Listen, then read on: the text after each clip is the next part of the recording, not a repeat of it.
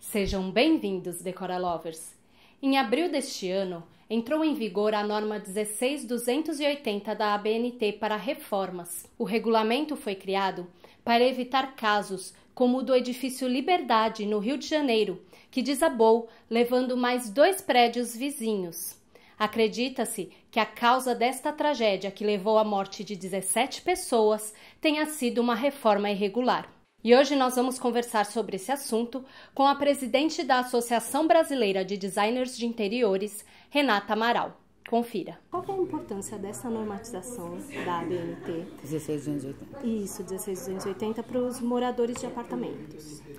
É uma norma extremamente importante, pena que ela tenha chegado tão tarde, né? Porque isso só vem trazer segurança à população, que antes ficava à mercê de uma fiscalização da prefeitura, que sabemos é falha, e que, portanto, né, eles realmente estavam à deriva, né, nesse processo, e completamente ignorantes também do que especialmente quando se fala em prédios, onde você não tem consciência nem conhecimento do que está sendo feito na unidade de cima ou de baixo. A norma diz que qualquer reforma que possa comprometer a estrutura da edificação ou do seu entorno, ela precisa apresentar um plano de execução assinado por um engenheiro ou um arquiteto. O designer de interiores, ele também pode fazer esse plano ou ele precisa do respaldo desses outros 2 profissionais?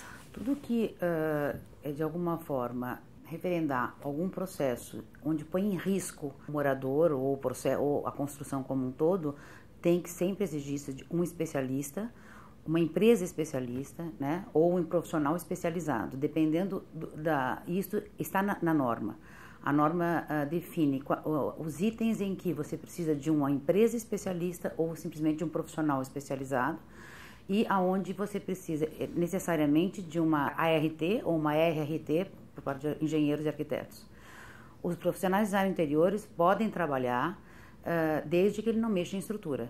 Né? E então existe um plano de reforma que a norma propõe e que define as expertises de cada área com o seu nível de especialidade exigida, e no plano de reforma, quer dizer, profissional, qualquer que seja, arquiteto, engenheiro ou design de interior, tem que apresentar um plano de reforma ao síndico ou à autoridade exposta ali, que pode ser uma administradora eventualmente, no caso, se não tiver a figura do síndico.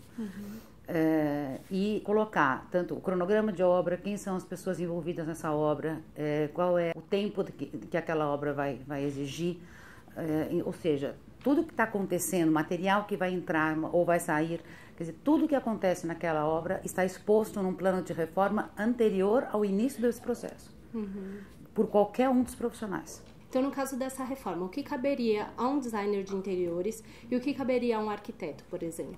Um arquiteto, ele pode mexer na estrutura do prédio, do apartamento. Então, vamos supor, né? Vamos falar em apartamento, que é onde acontece uma forma mais delicada esse processo, porque envolve toda uma burocracia, né? Por conta de ter muitos moradores e ter uma pessoa responsável. No caso, o síndico. O arquiteto, ele pode mexer em estrutura, ou seja, ele pode avaliar o projeto de estrutura desse prédio e ver quais são as intervenções possíveis e executá-las.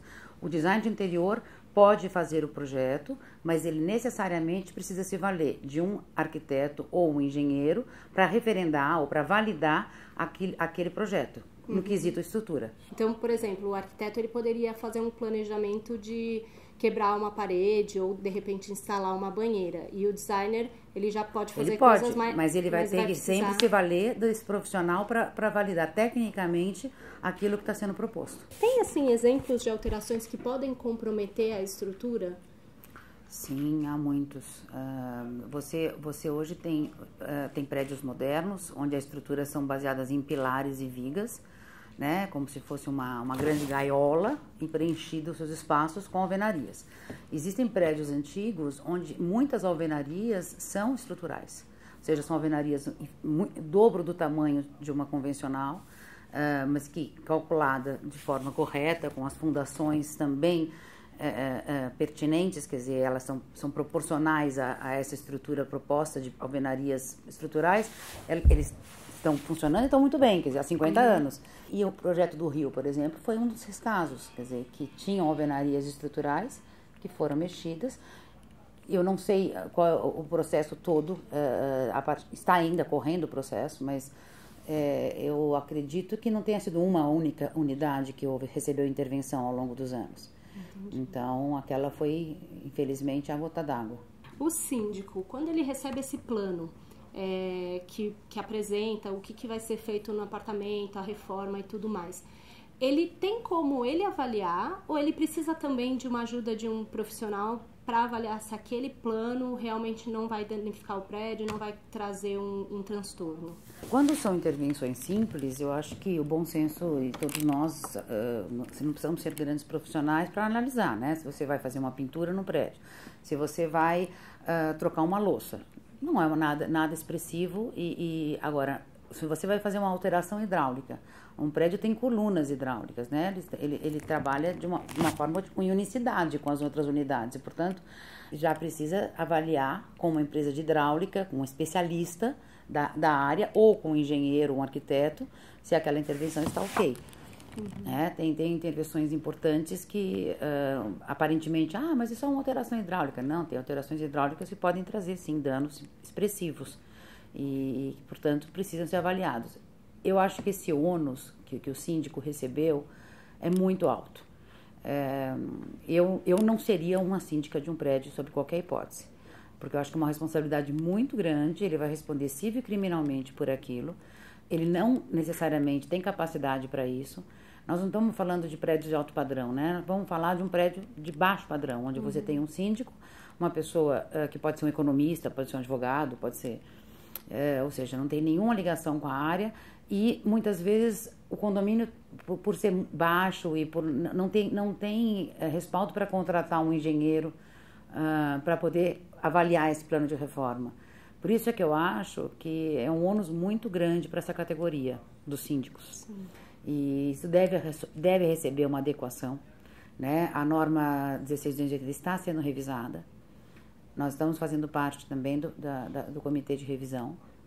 E porque, de fato, como sempre, quer dizer, é natural, né? Há um ajuste da sociedade para com a legislação e a normatização, nesse caso, não é uma lei, mas é uma norma, mas extremamente séria e que eu valido totalmente. Eu acho que ela veio tarde. Essa norma, ela é apenas para condomínios verticais ou ela é também para casas, para condomínios que são de casas ou para uma casa isolada, para sobrados? Como que funciona? Ela é para tudo, mas naturalmente eu acho que a pior situação naturalmente é aquela em que você está ignorante do processo, né? Uma casa, você está vendo o que você está fazendo, você está responsável por aquilo que está sendo feito e qualquer irresponsabilidade por parte de qualquer das partes envolvidas, o ônus é diretamente desse proprietário. Sim. Eu acho que o grande problema que foi, com certeza, o core principal que motivou essa norma é a ignorância por parte dos outros tantos que vivem achando que estão vivendo de uma forma segura e não estão. Né? E acho que ela realmente é muito importante para os edifícios. Às vezes tem gente que não entende a importância, né? Às vezes quer fazer uma coisa escondida, achando que é bobeira, que não tem nada a ver. E não é. É muito sério mesmo. A gente, infelizmente, tivemos 2 casos muito próximos. Lamentavelmente, a gente precisa dessas situações para gerar mudanças, né?